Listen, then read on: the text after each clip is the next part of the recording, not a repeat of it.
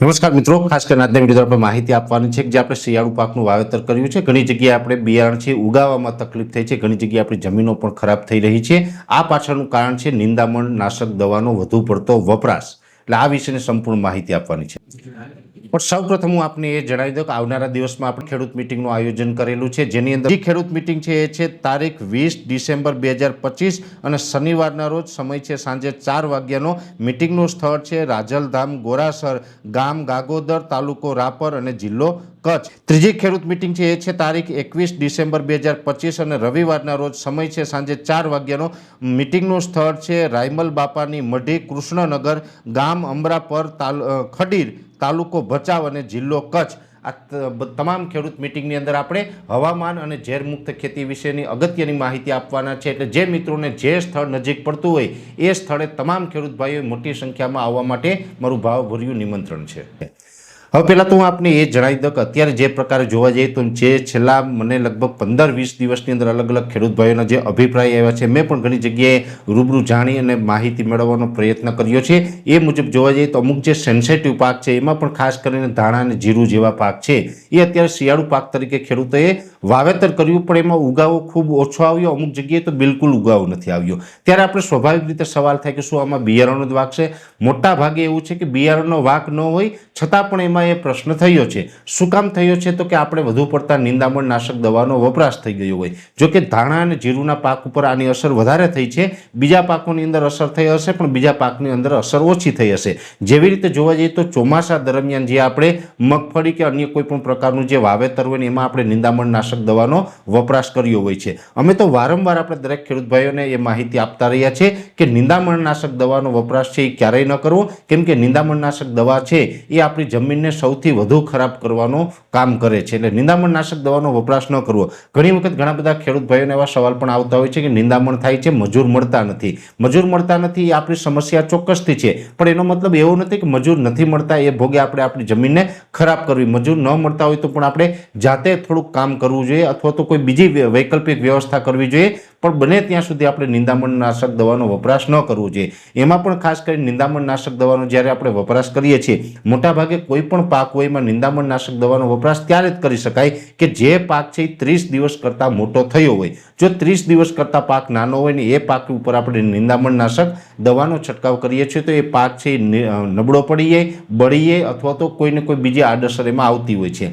પાક થોડોક મોટો થાય પછી આપણે એટલે કે 30 દિવસ ઉપરનો પાક થાય તેમાં નિંદામણ નાશક દવા છંટકાવ કરતા હોય છે। ગત ચોમાસાની અંદર જોવા જઈએ તો ઘણા બધા ખેડૂત ભાઈઓ એવા છે કે 30 દિવસ પછી તો છંટકાવ કર્યો, પણ એન્ડમાં પણ જે નિંદામણ હતું એટલે કે 65-70 દિવસ કે 75 દિવસનો પાક થયો ત્યારે પણ નિંદામણ નાશક દવાનો વપરાશ કર્યો હતો। હવે જે પાછળથી નિંદામણ નાશક દવાનો વપરાશ કર્યો છે એટલે સ્વાભાવિક રીતે આના જે રેસિડ્યુ હોય છે એ જમીનની અંદર પડેલા હોય ને એ જમીનની અંદર એ રીતના આપણે હાનિકારક અસર કરે છે કે એ જે નિંદામણની અસર હતી એ અત્યારે પણ હજુ જમીનની અંદર જોવા મળી રહી છે અને નિંદામણ નાશક દવાની અસરને કારણે અત્યારે શિયાળુ પાકના ઉગાવા ઉપર પણ ક્યાંય ને ક્યાંય માઠી અસર પડી રહી છે। અને નિંદામણ નાશક દવા વધારે પડતા જે ખેડૂત ભાઈએ વાપરેલી હતી એને અત્યારે શિયાળુ પાકમાં ઉગાવવામાં પણ પ્રોબ્લેમ આવ્યો છે। એટલે જે પાછળથી વાપરેલી હતી એમાં વધારે તકલીફ છે, આગળ વાપરેલું હોય એમાં થોડીક ઓછી તકલીફ હોય, પણ જે પાક મોટો થયો હતો અને જેમાં નિંદામણ નાશક દવાનો વપરાશ થયો હતો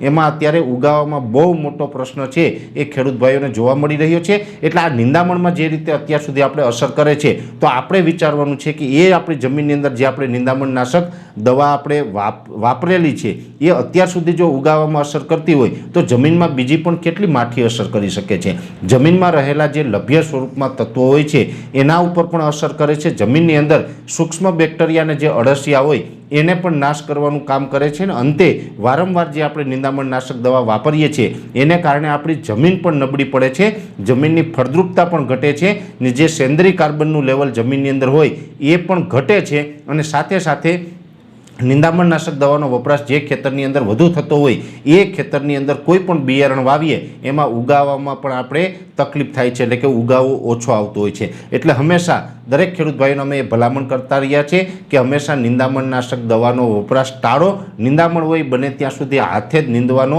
આગ્રહ રાખો, જેથી કરીને આપણી જમીન પણ ખરાબ ન થાય અને આગળ જે આપણે પાક વાવીએ છીએ એના ઉપર માઠી અસર ન પડે। એટલે ખાસ દરેક ખેડૂત ભાઈએ આ કાળજી રાખવાની છે. ને એમાં પણ જે નિંદામણનાશક દવાનો વપરાશ થાય એમાં અત્યારે જે શિયાળુમાં ઘઉં વાવેલા હોય ઘણા ખેડૂત ભાઈઓ તો એવી પણ ભૂલ કરે છે કે ઘઉંની અંદર પેન્ડીમિથાલિન, ઓક્ઝીફ્લોરફ્યુન વગેરે દવા છે પાણી સાથે પીવડાવી દઈએ. હવે જો આપણે પાણી સાથે કોઈ પણ કેમિકલ જમીનની અંદર પીવડાવીએ છીએ તો સ્વાભાવિક રીતે નિંદામણમાં તમને રાહત કરતું હશે, પણ એ કેમિકલ જમીનની અંદર જાય એને કારણે જમીનમાં રહેલા અળસિયાઓ અને સૂક્ષ્મ બેક્ટેરિયાઓ છે એ મરી જાય છે. અને અળસિયાઓ અને સૂક્ષ્મ બેક્ટેરિયાઓ મરી જાય તો આપણી જમીનની ફળદ્રુપતા ઘટી જાય, અને ફળદ્રુપતા ઘટી જાય છે તો પછી ઉત્પાદન પણ આપણે ઓછું થઈ જતું હોય છે. એટલે આપણે જે વારંવાર નિંદામણનાશક દવાનો વપરાશ કરીએ છીએ, કેમિકલ દવાનો વપરાશ કરીએ છીએ, એને કારણે જમીન ખરાબ થાય અને પછી આપણે કાયમી માટે બિયારણ ઉગાવવામાં પણ તકલીફ થાય છે. ને એને કારણે મોંઘા બિયારણ જે આપણે લઈએ છીએ એનો ઉગાવો પણ આવતો નથી ને આપણો પાક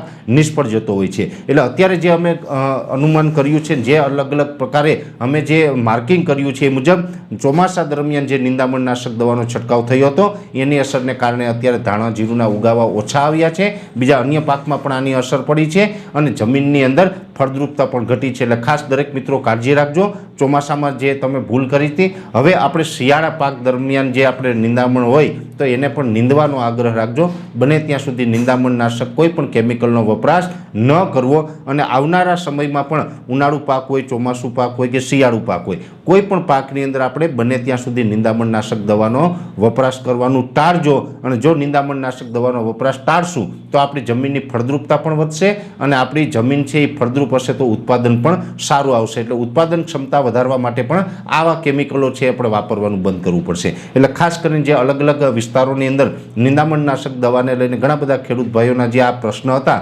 એને લઈને મેં આ એક અપીલ કરતો વિડીયો બનાવ્યો છે. વિશેષ માહિતી છે નેક્સ્ટ વિડીયોમાં આપવામાં આવશે. અત્યારે આ વિડીયોની અંદર એટલું જ. અંતમાં દરેક મિત્રોને વિનંતી રહેશે કે આ વિડીયોને લાઈક આપીને દરેક ગ્રુપમાં શેર કરી દેવો. યુટ્યુબ ઉપર જોઈ રહ્યા હોય તો ચેનલને સબસ્ક્રાઈબ કરજો અને ફેસબુક પેજને ફોલો કરજો. નમસ્કાર.